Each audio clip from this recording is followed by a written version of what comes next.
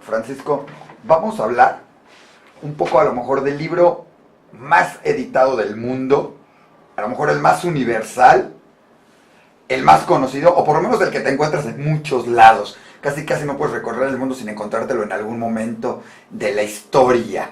Nos referimos a lo que es la Biblia, a lo que para el judaísmo es también la Torá, y para muchos otros pueblos es como su libro más sagrado también. Platícanos, ¿qué es la Biblia? ¿Cómo no, Isa? Pues por algo se le ha llamado el libro de los libros, a la Biblia. Y en realidad, pues la Biblia no es un solo libro. Su mismo nombre lo dice, es de origen griego, ta Biblia, que quiere decir los libros. Podríamos decir que es una biblioteca divina. Y es interesante ver que su conformación, su redacción, llevó aproximadamente de 1400 a 1500 años. No siempre se le ha llamado la Biblia. Ha recibido muchos nombres, como bien lo decías. La primera parte, conocida como las Escrituras Hebreas, se le identifica como la Torá, o la Ley y los Profetas, que sería la segunda sección, o bien las Escrituras, las Sagradas Escrituras. Tiene muchos nombres, pero sí es importante enfatizar que estamos hablando de muchos libros que abarcan ese periodo alrededor de 1400, 1500 años, sin contar la historia de su preservación, de su traducción, que simplemente si hablamos de su traducción abarca alrededor de 2300 años, desde que se hizo la primera y la más antigua traducción de la Biblia, que fue entre el siglo III y siglo II antes de Cristo. A mí me queda una primera duda. Cuando hablamos de la Biblia, te decía, muchos consideran que es la Torá, más las otras partes como el Segundo Testamento, etcétera, etcétera, etcétera.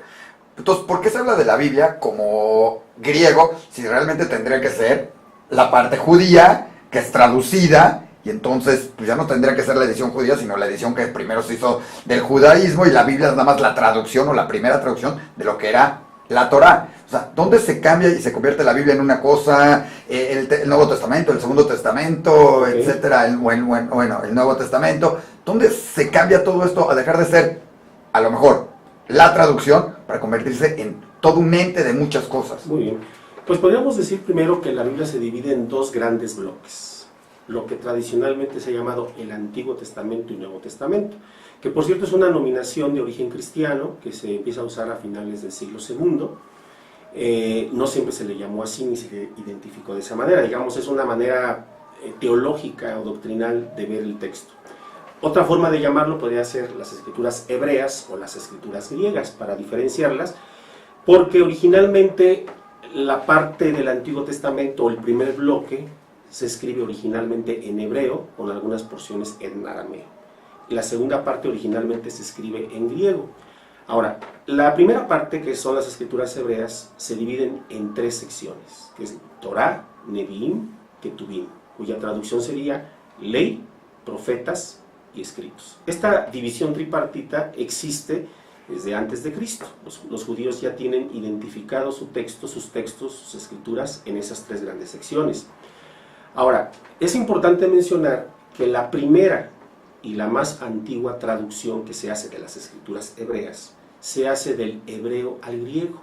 Es la llamada versión Septuaginta o versión de los 70, que surge en Alejandría, ¿verdad? Ese texto lo leían primordialmente los judíos helénicos, es decir, los judíos que hablaban y pensaban en griego y que ya no podían leer las escrituras en hebreo, habían olvidado su lengua hebrea porque vivían en una región donde se hablaba el griego, que además era una lengua internacional. Así que la Septuaginta viene a ocupar un lugar muy importante dentro de lo que es su fe. Cuando hablas de la Torá, por ejemplo, que es la parte esta hebrea, hablas de que después de 5000 años sigue siendo la misma, no ha habido un solo cambio. Pero cuando empiezas a hablar de que hubo traducción, bueno, cuando yo traduzco hasta el título de una película, de repente cada quien le pone como quieras. Es más, nos sucede mucho con las películas que dices, ¿así se llamaba en inglés? O sea, ¿de quién se le ocurrió en español? O sea, como que le buscas ¿Cómo saber que la traducción es fiel o que refleja? Porque la Torá o la Biblia o lo que está escrito en griego supuestamente son palabras de Dios, es un escrito, son cosas que además se estudia cabalísticamente. Bueno, ¿cómo saber qué es lo correcto? Porque yo puedo decir una palabra y poner otra. Sí, mira, afortunadamente la Biblia es el libro más antiguo que tiene muchos, miles de manuscritos que respaldan su integridad y su antigüedad. Ningún otro libro tiene tal respaldo de manuscritos. Eso es importante establecerlo desde un principio. Están los rollos del Mar Muerto. Por supuesto.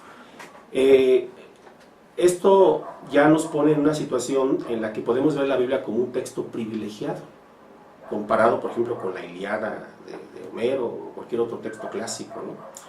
En el caso de la Biblia, originalmente, como te decía, se escribe en hebreo. Y tenemos muchos manuscritos. Voy a poner el caso, digamos, que ilustra esto, que habla de esta integridad. Antes del descubrimiento de los rollos del Mar Muerto, el manuscrito más completo y antiguo de la Biblia es un códex o un manuscrito que se identifica como el manuscrito Leningrado, que data de finales del siglo IX, principios del siglo X. Lo que se conoce también como texto masorético. Es un texto que tiene puntuación vocálica, que se inventó entre el siglo V y siglo X después de Cristo para poder leer el hebreo. Cuando se descubren los rollos del Mar Muerto y se fechan, estos se van a fechar entre el siglo III y siglo II antes de Cristo, o sea, 1000 años más antiguos. La primera reacción de muchos fue: ahora sí sabremos la verdad sobre la Biblia. Claro. Seguramente hay grandes diferencias. En 1000 años de preservación, de estar copiando el texto, pues se van a resaltar estas diferencias. Pues, ¿cuál es la sorpresa? Que no fue así. Es verdad que al tener un cotejo o comparación de manuscritos surgen variantes. ¿Por qué? Porque es un trabajo humano de copiar, por eso se llama manuscrito, ¿no? Pero estas variantes... Sí, porque además la Biblia, bueno, la Torah, cualquier Torah tiene que ser escrita a mano. Hoy en día cualquiera podría decir, es que la Torah se podría hacer en computadora y tendrías todo, pero sigue siendo hecha, exacto, que todo el mundo sabe, a mano, con un escritor que se llama Sofer, que va llenando y además cada letra, y al final se tiene que llenar, le tiene que pintar cada letra, y si se equivoca en una casi podemos tirar toda la basura. O sea, es todo un trabajo hoy en día, claro, aunque hablas de que ya existió la imprenta y que ya existió el trabajo de escribir un Sefer Torah, una Torah, digamos, la Biblia en hebreo, sigue siendo a mano. Exacto, o sea, hay ediciones impresas, hay ediciones digitales, sí, ¿no? Y por supuesto sigue habiendo ediciones manuscritas. Claro. Pero hablando de ese trabajo que se hizo por mucho tiempo, durante siglos, pues fue inevitable que hubiera errores humanos al momento de copiar. Errores que podían darse por omisión, digamos, lo que hacían los masoretas, que eran los escribas medievales, los sabios judíos que se dedicaban a preservar el texto. Cada vez que identificaban un error en algún manuscrito, no lo quitaban, sino lo señalaban, ¿sí? Indicaban cómo debía hacerse la lectura correctamente. Digamos, ellos decían, aquí dice de tal manera, pero debe leerse de esta otra forma. Y actualmente existe esta comparación y cotejo de manuscritos de tal manera que uno puede acercarse a lo que pudo haber sido ese texto original. Ahora, hablando de las versiones o traducciones, la misma palabra, y muchos lo han dicho, traducción es igual a traición, ¿no? Y estamos de acuerdo que en ningún idioma o ninguna lengua se va a poder expresar lo que se quiso decir originalmente, por ejemplo en hebreo, o si fue el caso en griego, ¿no? Tendríamos que leer en todo caso la Biblia en su lengua original. Pero existen no solamente poco más de 2400 idiomas a los que se ha traducido la Biblia, que esto ya es... ¿Cuántos? Poco más de 2400 idiomas. O sea, ¿dónde hay 2400 idiomas? Ah, pues claro, tenemos en el mundo estos y más. ¿Está bien? Sí. Y digo que se ha traducido total o parcialmente, porque como decíamos al principio de este programa, la Biblia es el libro más leído, más difundido y podríamos decir más traducido, pero también el más perseguido, ¿no? El más rechazado. Pero actualmente se puede leer en estos idiomas. Ahora, ¿qué sería lo ideal? Pues leerla en su lengua original. Pero precisamente porque hay tantas versiones, y estoy hablando de las versiones modernas, pero si hablamos de las versiones antiguas, es posible darnos cuenta que el texto en lo esencial no se altera, ¿sí? O sea, el mensaje es lo que no hay que perder de vista. Lo mismo que tú puedes leer en hebreo, lo vas a poder leer en griego, en inglés, en español, en cuanto a lo que es el mensaje que tiene el texto bíblico. Oye, hablando del mensaje, es muy curioso que teniendo un mismo libro en algún momento dado como base, tendremos que tener y seguir siendo hermanos muchos, todos los que toman lo que es la Biblia como su base, como su fundamento, pero curiosamente de repente podrá decir lo mismo, pero hasta alguno interpreta de alguna manera y de repente hasta en el mismo dice, no, es que en el versículo 24 dice una cosa y en el versículo 28 dice otra y en el versículo y cada uno lee y lo puede hasta interpretar diferente. Es más, en el judaísmo existe todo un estudio, Claro. y muchos estudios sobre qué dice en cada uno y por qué lo dijo y qué dijo, e interpretaciones. ¿Qué pasa cuando lo ves en español, cuando lo empiezas a ver en otros idiomas? Digo español ahorita porque estamos en español. Claro. Cuando lo empiezas a ver y empiezas a ver esas interpretaciones donde se triplican, multiplican cada una de estas. Eso es inevitable. Digamos que eso forma parte de la naturaleza de la misma Biblia. Podríamos decir que provoca esa necesidad de no solo de leer, sino de interpretar para entender. Todos los seres humanos, digamos en ese sentido, somos hermenéuticos. Hermenéutico quiere decir el que interpreta, ¿no? Es la ciencia de la interpretación. Sí. Continuamente, seamos profesionales o no de la interpretación, estamos interpretando la realidad, a las personas, lo que escuchamos, lo que leemos, y forma parte de nuestra naturaleza. Y yo creo que Dios sabía esto, ¿verdad? Al darnos un libro que provoca esa interpretación.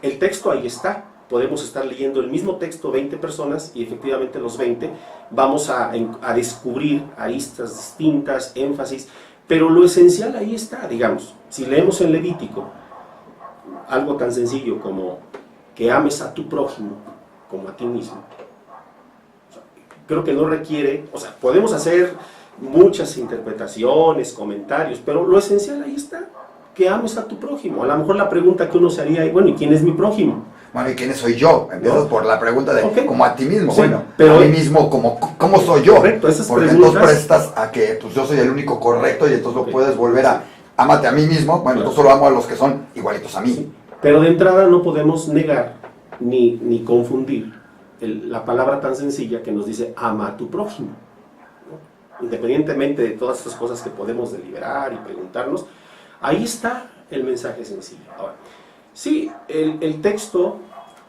nos presenta cosas muy interesantes. Por ejemplo, ahorita me hiciste recordar un personaje que es fundamental, Abraham, ¿no? Abraham, que es considerado en las tres religiones monoteístas, que es el judaísmo, el cristianismo, el islam, es considerado un personaje fundamental, ¿no? O sea, no se puede quitar del escenario. Definitivo. Pero curiosamente, Abraham no fue, en cuanto a su práctica religiosa, no fue ni judío, ni musulmán, ni cristiano, como hoy lo entenderíamos. ¿Sí? Claro, pues se considera el primer judío porque fue el primero monoteísta, etcétera, Claro, etcétera. sí, pero y cada uno se lo ha de adjudicar a su sentido. Exacto, y de él viene Isaac, de él viene Jacob, vienen las 12 tribus, de ahí viene Judá, de donde vienen los judíos, ¿sí? Pero digamos, él cuando inicia su recorrido, pues él no tiene una religión como hoy la concebiríamos, como judaísmo, islam, cristianismo. Sin embargo, es presentado en la Biblia como el padre de la fe. O sea, sería un referente muy importante hoy en día, porque todos, independientemente de la religión que estamos practicando, recorremos ese camino de fe, igual que Abraham, ¿no? Así como él salió de Ur, nosotros también salimos de nuestra Ur, de nuestra tierra, hacia un lugar desconocido, ¿no? Hacia lo que llamaríamos la tierra prometida.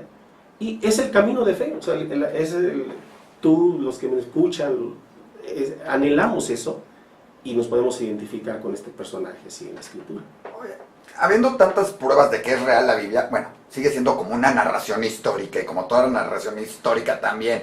Muchos niegan que eso, y como dicen la historia, le escriben los vencedores, pero aquí no hay vencedores, vencidos. Aunque parece que es la primera parte, es toda la historia del pueblo judío, no de otros. ¿Cómo se vuelve tan universal? Porque muchos dirían, bueno, pues es la historia del pueblo judío. Es como si agarraran, dijeron, el libro de historia de México se volviera universal. Bueno, la historia de México generalmente es la historia para los mexicanos. Un cuate a lo mejor en Japón dice, bueno, me interesa, pero no es como que su libro base. ¿Dónde se vuelve la historia del pueblo judío? Porque esa es la primera parte de la Biblia, se vuelve tan universal para todos. Ya sabemos que de ahí salen otros, pero podrían haber dicho, bueno, pues ahí está la historia de los judíos. Yo tomo desde la segunda y nada más tomo un poquito de ahí, como nos sucede en todas las historias del mundo. ¿Cómo se vuelve tan universal? Primero quisiera mencionar, porque así lo estabas diciendo al principio, en cuanto a la narración en sí, ¿no? Que muchos ponen en duda si qué tan histórica es, ¿no? Hay que tomar en cuenta que la Biblia es un libro antiguo y por lo tanto hay que leerlo como tal.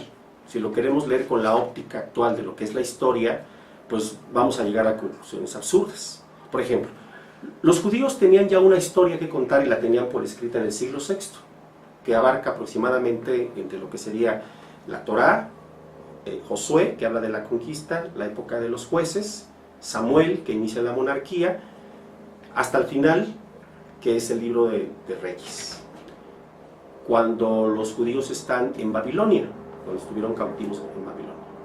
Todo ese bloque ya lo tienen prácticamente redactado en el siglo VI a.C. Todavía no existe la historia como nosotros la conocemos actualmente, como los griegos nos enseñaron a leer y hacer historia. Claro. Pero los judíos ya tenían una historia que contar, desde una perspectiva profética, teológica. Pero todos los pueblos han tenido una historia. Los antiguos cavernícolas escribían su historia en las paredes, escribían. Claro. Siempre existió una necesidad de Por contar supuesto. esa historia. Pero Entonces, la historia no que es la tiene- primera historia que existe. No, pero a lo que me refiero que es una reflexión que se remonta a sus orígenes. Nadie había hecho eso, como lo habían presentado los judíos, porque se remonta al origen del universo, al origen del Claro. mundo, del hombre, y su propia historia.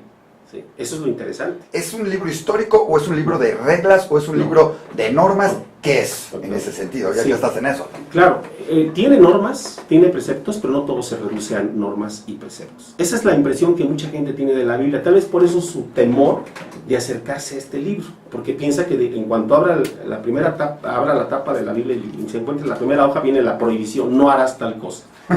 Y no es cierto. Es precisamente, ahí brinco a la otra parte que me estás preguntando, porque es un libro universal. Porque nosotros nos vamos a ver en esa historia que estamos leyendo, en esa narración. Es como vernos en un espejo. Digamos, nosotros podemos ver que los israelitas estuvieron 430 años en Egipto. Son liberados, de eso nos habla el libro del Éxodo. Inicia la primera celebración del calendario judío, la Pascua, Sí. ¿sí? Su liberación. Bien, esa historia de la liberación de los israelitas de Egipto puede ser la historia de muchos pueblos, como puede ser la historia de cada lector. ¿Sí? Por eso se vuelve un libro universal, porque eso que se está narrando, aunque sucedió hace siglos, sigue reflejando la condición humana, su necesidad, ¿sí? y su encuentro con Dios. Pero ¿por qué no agarrar otro libro en vez de, o sea, tanto por musulmanes, cristianos, como para mucha otra gente? ¿Por qué agarrar la Biblia, que es en esa parte, la parte de los judíos? O sea, eso es lo que a mí me brinca en un momento, porque como mucha gente podría decir, bueno, pues eso es de los judíos, ahí está, que bueno, de ahí salió Jesús, está bien, de ahí salió a lo mejor toda la parte islámica también, ¿no? Ajá, claro. De eso, pero como que podrías dejarlo y decir, esa parte no nos importa, tomamos lo nuestro. ¿Dónde se vuelve Bueno, tan importante para todos los demás pueblos? O sea, tan importante es que no nada más para cristianos, para musulmanes, católicos, judíos, sino hoy en día existe gente que va en la calle y te vende una Biblia porque sigue otra fe y dice, no, esta es la nuestra y esta es la fe, pero basada claro. otra vez en la Biblia. ¿Por qué eso y no en Confucio o en Arquímedes o en, digo, que fueron en su momento más populares y ya podríamos hablar hasta de mercadotecnia en sus momentos, ¿no? Ahí tendríamos que mencionar básicamente dos cosas. Primero, en cuanto a su contenido, que si lo comparamos con otros libros religiosos, pues no se puede comparar lo que la Escritura dice, o las Sagradas Escrituras, con lo que otros libros nos pueden aportar. Yo no digo que no aporten algo positivo, pero no tan profundo y extenso como son las Escrituras judio-cristianas. Pero por otro lado, ¿cómo podemos explicar que se vuelve un libro universal? Aquí tendríamos que hablar de la historia de su traducción. ¿Sí? Como lo dije en un principio, es un texto que se ha venido traduciendo desde hace 2300 años, empezando con la Septuaginta, que fue la primera traducción. Pero con el cristianismo vino una etapa muy interesante de difusión del texto bíblico. Se ha dicho que el cristianismo es un fenómeno de traducción, y así sucedió en los primeros siglos, aproximadamente entre el siglo II, siglo V, siglo VI, después de Cristo. La Biblia se empieza a traducir a lo que se llaman las lenguas antiguas, o se les identifica como versiones antiguas. Se traduce, por ejemplo, al siriaco, que es un dialecto arameo, al latín, al copto, al armenio, georgiano. Empieza a tener una difusión más allá de las fronteras donde se hablaba el arameo, más allá de las fronteras donde se hablaba el griego. Y entonces en esos primeros siglos se empieza a traducir a esos lugares. ¿Cómo será eso? En una época, o sea, hoy se nos haría muy fácil porque dirías, pues hubo un post de internet y todo el mundo va a leer la Biblia. en ese entonces no había internet. Y entonces estabas en un lugar tan lejano como lo que era Israel, o como se quisiera llamar en sus momentos, Babilonia, Grecia. ¿Cómo se hace tan universal cuando no había tanto? Bueno, en esa primera etapa, por la necesidad de difundir el mensaje de la Biblia precisamente en esas lenguas, es que empiezan a hacer traducciones. Incluso había lugares donde no tenía ni siquiera alfabeto, y se tuvo que inventar un alfabeto, como fue el caso de la Biblia armenia, no tenían escritura, así que se tuvo que inventar la escritura armenia para tener una Biblia en armenio. O sea, se hizo una escritura en especial para poder escribir la Biblia. Claro, esa es una de las cosas interesantes que sucede en la historia de la traducción, y sucede con otros idiomas, y sucede con otros pueblos. Pero digamos, es importante entender qué sucede en esos primeros siglos y por qué se vuelve un libro universal. Hay una versión en particular que se hizo en el siglo IV, la hizo un monje llamado Jerónimo. Se hizo célebre porque él tradujo, primero revisó todo lo que estaba circulando en latín, ¿sí? Ya se había traducido la Biblia en latín. Y entonces él revisa lo que está circulando y termina haciendo una traducción completa. Esta Biblia es la que después se va a conocer como la Vulgata Latina, ¿sí? Que se convirtió paulatinamente en el texto fundamental de la Iglesia Católica o de la Iglesia occidental. O sea, el cristianismo que se difunde por Europa, digamos, va a tener como su Biblia la Vulgata Latina, que fue de hecho el primer texto impreso. Gutenberg, la primera Biblia que imprime. Bueno, el primer libro que imprime, o sea, supone que es el primer libro que imprime. El primer gran libro, porque primero es un misal, pero digamos, el gran libro, con el misal, digamos, ensaya, ¿no? Perfecto. Pero el texto, su mira, o sea, cuando Gutenberg inventa la imprenta, no se sienta a meditar, ¿y ahora qué hago? No, él ya tenía la idea de reproducir la Biblia. O sea, él hizo la imprenta para escribirla, para reproducir más fácilmente la Biblia. Así es. Sí. Esa era su finalidad. Así es. O era un buen mercadólogo, o era un buen visionario de negocios, o era... todo eso. O era un buen profeta. ¿Cuál podrías decir? Pues es que todo eso podríamos decir que tenía Gutenberg, ¿no? Porque muchos dudaban, él mismo desafiaba antes de que saliera la Biblia, que desafiaba a los escribas que él iba a poder reproducir la Biblia en serie.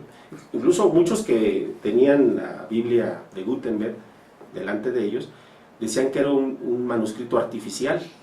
Llegaron incluso a pensar que era un invento del diablo. ¿Cómo podían reproducirse tantas Biblias en tan poco tiempo? O sea, hay que ubicarnos en la época, ¿no? O sea, nadie está pensando en algo así y de repente tienes ahí 100 Biblias que se pueden imprimir en un lapso de 2 años o 3 años, cuando un escriba apenas eso se tardaba para copiar una Biblia, claro. Y además con un material diferente. Ya no iba a ser el pergamino, que es un soporte de escritura, claro, que se usa a lo largo de la Edad Media, sino ahora el papel, ¿no? Entonces, hay un cambio muy interesante. Por eso la Biblia se considera uno de los pilares de la modernidad, con otros acontecimientos que se van a dar muy cercanos.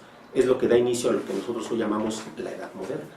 Oye, y si hablamos de todo eso de la Biblia y que escogió Gutenberg escribir, tomar justamente esa traducción o esa Biblia en especial, ¿cuál decidir cuál es la verdadera? O sea, cada uno dirá, esta es la verdadera, esta es la buena. Y me refiero a la verdadera porque en cada una hay palabras que cambian, frases que cambian, expresiones que cambian. ¿Qué curiosidades has encontrado en eso? ¿Y cómo decidir cuál es la más apegada, digamos, a las reales? Ok. Esta respuesta se conecta con lo anterior. Gutenberg ayuda en ese sentido a que el gran libro se vuelva universal, ¿no? Por la manera en que ahora se empieza a reproducir. Simplemente de la primera Biblia impresa al año 1500, la Biblia se reedita poco más de 100 veces en latín, ¿no? Ahora, ¿por qué en latín? ¿Por qué no lo hizo en hebreo? ¿Por qué no la Septuaginta o otro texto? Bueno, hay que tomar en cuenta que en ese momento hay una prohibición de traducir la Biblia a las lenguas vernáculas, a las lenguas de los pueblos. El texto que predomina, que se impone, digamos, de alguna manera en Europa, es la Vulgata. Está prohibido reproducir cualquier otro texto, así que no tiene opción. Además, comercialmente hablando, es la Biblia que se iba a comprar, porque es la que podían leer y la que podían tener sin ningún problema. ¿Cómo la tenía la gente antes de que estuviera impresa? O sea, había el que escribía el de este, ¿cómo lo leía la demás gente? ¿Por qué cómo la, o sea, porque hoy nos los imaginamos y todo el mundo nos imaginamos sentados con su libro y su Biblia y todos estudiando, pero ¿cómo le hacían entonces? O sea, todavía no existe. Tardaba 2 años un escribano en escribir una, y me imagino que en latín también debe haber algunas versiones escritas en latín. ¿Cómo era? Sí. Que era la más popular, pues, si había una, 10 a lo mejor. Pero hay que entender que todavía la gente no tiene acceso a un libro como un artículo personal. Exacto. Tienen que pasar todavía muchos siglos. Ni siquiera con Gutenberg sucede esto. Claro. Ya en el siglo XVI, siglo XVII, ya las cosas van cambiando. Ya existen ediciones en un solo volumen y manual, ¿no? La de Gutenberg pues, es un ladrillote. Pero la gente no tiene acceso al libro como un artículo personal, ¿sí? El texto se reproduce para que se lea en una iglesia, ¿no? O para alguien que tenga las posibilidades económicas de adquirirlo, pues adquiere un ejemplar, además eran 2 tomos, ¿no? Pero no es tal cosa como que cada quien tenía su Biblia, ¿no? La gente se reunía más bien a escuchar, que sucedía también en la antigüedad, en las sinagogas. Claro, y sigue siendo el día de hoy. Es una tradición. Hoy sigue siendo, los sábados sigue leyéndose, una persona la lee para todo mundo, claro. Bueno, no los sábados, son 3 veces a la semana, lunes, jueves y sábado, se lee para todo mundo, o sea, se lee al centro para todos. Hoy en día unos los pueden ir siguiendo, pero el que la está leyendo para todo mundo. Sí, por eso en la Biblia abundan las exhortaciones donde nos dice que escuchemos, ¿no? Más que leer, que escuchemos. Entonces, durante siglos la Biblia se ha leído para un grupo, vamos, una comunidad de fe, y con la invención de la imprenta, pasado ya el tiempo, pues ya la gente puede adquirir un ejemplar. Pero esto no sucede de la noche a la mañana. Claro. Entonces era todo un lujo pagar una Biblia. Imagínate, con Gutenberg, él nada más te entregaba los folios impresos. Pero todavía, una vez que los adquirías, tú tenías que ir con el que lo ornamentaba, el que la iluminaba, para que se asemejara a un manuscrito medieval, y después ibas con el encuadernador. Entonces, era un trabajo artesanal, y tu Biblia quedaba muy personalizada, digámoslo así, ¿no?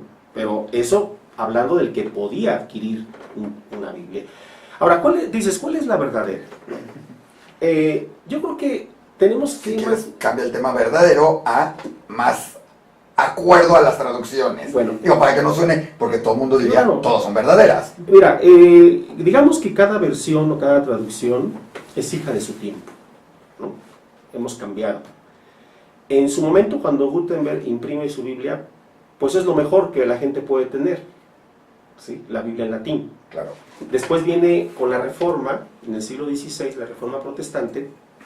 La Reforma va a enfatizar mucho la necesidad de traducir la Biblia a las lenguas del pueblo, ¿sí? Y una de las cosas que caracteriza al movimiento de Reforma es que van ahora a las lenguas originales, no a la Vulgata, no a la Biblia en latín, sino a las lenguas originales para hacer traducciones a las lenguas del pueblo. Que fue lo que hizo, por ejemplo, Martín Lutero, ¿no? Casiodoro de Reina, que traduce la Biblia al español, y lo hacen a partir de las lenguas originales. Entonces viene un cambio de perspectiva, ¿no? De cómo vamos a abordar el texto. Esto mucho influido por los humanistas, ¿sí? Cuando surge el humanismo en Europa, ellos dicen, bueno, vamos a leer a los clásicos, pero vamos a leerlos en su lengua original, ¿no? Si vamos a leer a Aristóteles, pues vamos a leer en griego. Si vamos a leer a Virgilio, pues lo leemos en latín. Y si vamos a leer la Biblia, pues la leemos en hebreo y en griego, ¿sí?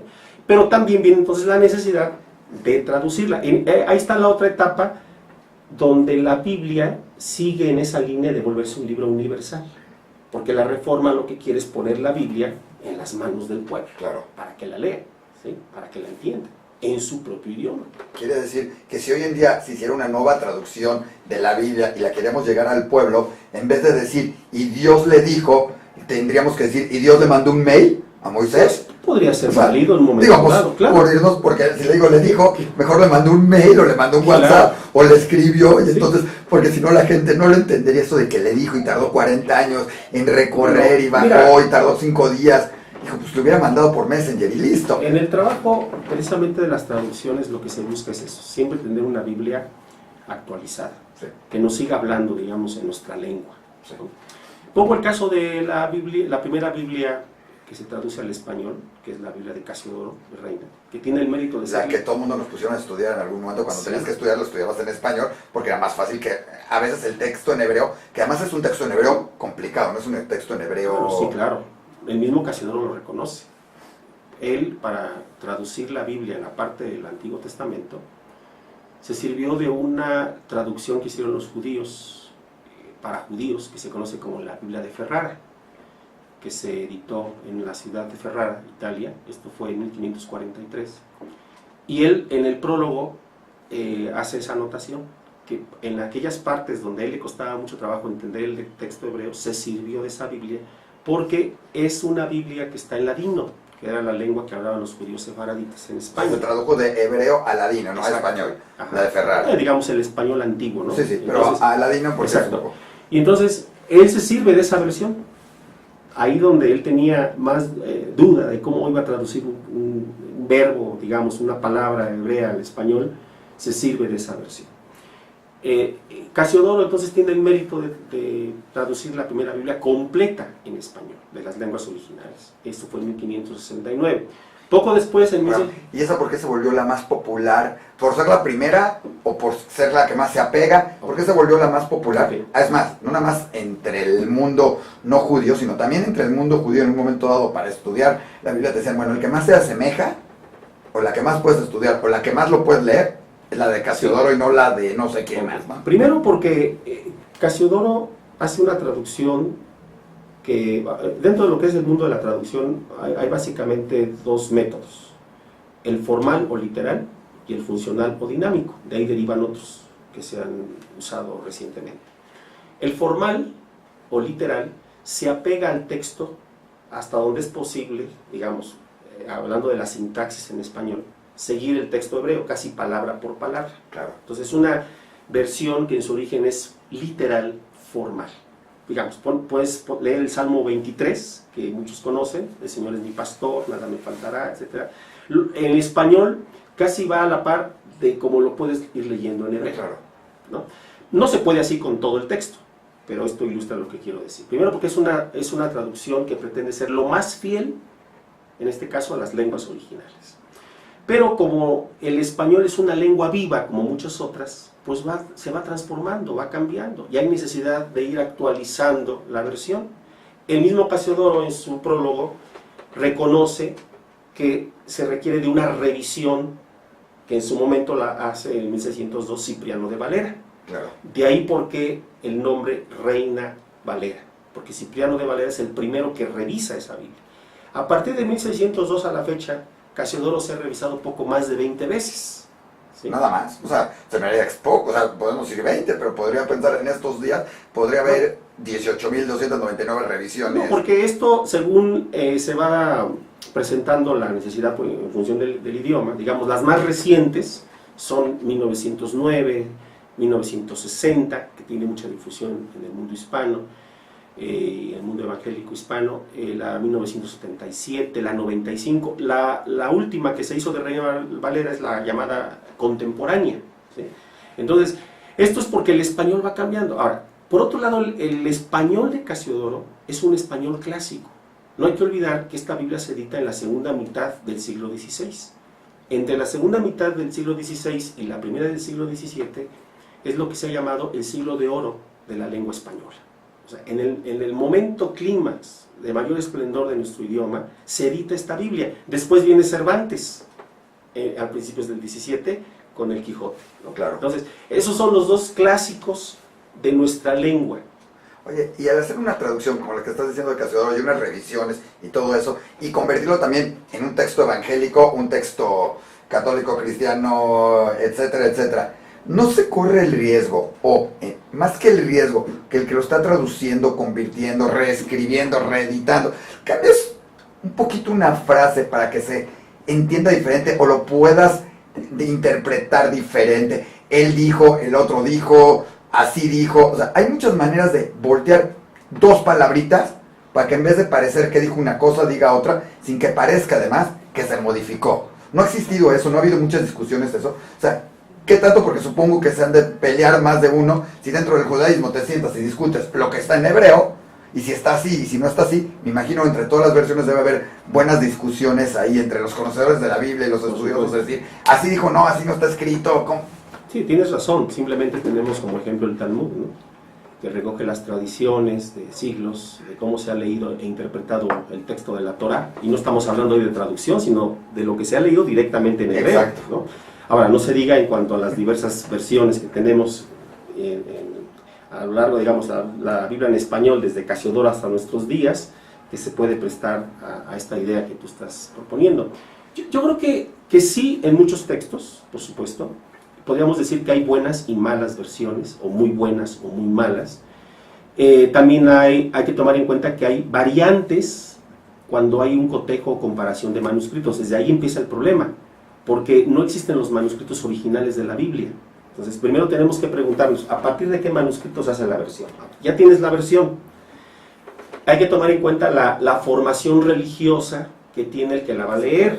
Yo siempre pongo este ejemplo. Reina Valera 60 en el medio evangélico protestante, la leen los presbiterianos, metodistas, bautistas, en fin, muchos grupos. La pregunta es, ¿por qué si estamos leyendo el mismo texto no pensamos exactamente igual? Pues porque somos diferentes, tenemos una formación religiosa diferente, ¿no? Pero puede ser hasta un problema que se reduce a no saber leer, no solo la Biblia, sino brincarnos las comas, los puntos, la cuestión gramatical, también es un problema. Claro. Si no pronuncio correctamente una palabra. O sea, son muchos factores. El viejo chiste de cómo amaneciste vieja. Exacto. ¿Verdad? Entonces, lo mismo puede darse y se da con el texto bíblico. Por eso es bueno no casarse con una sola versión. Ahora, O sea, leer varias, estudiar varias. por supuesto, ¿no? Digamos, ibas a preguntar algo. No, estaba perfecto, está muy interesante porque dices no casarse con una, pero entonces habría que estudiarla siempre en hebreo. Hay gente que pues digamos, la original tendría que ser estudiada siempre en hebreo, o cómo, o sea, porque como tú dices, de acuerdo a quién la escribió y su versión religiosa, pues le puede hacer muchos cambios. Y en uno que dice, no matarás, bueno, no matarás si no te pegaron, o sea, puedo hacer muchas variaciones. Como algún día alguien me dijo también del Corán, me dice, es que depende cómo interpretas el Corán, dice una cosa y dice otra, y nunca dice que hay que ser violentos y otro dice, no, aquí dice que hay que acabar. Entonces, cada uno le puede dar, y al estarle escribiendo, le puedes cambiar esa coma simplemente para que diga, como dicen, lo vuelvo a escribir de acuerdo a lo que quiero lograr. Ahí hay que tomar en cuenta, como te decía, las traducciones, las revisiones, saber a partir de qué manuscritos se está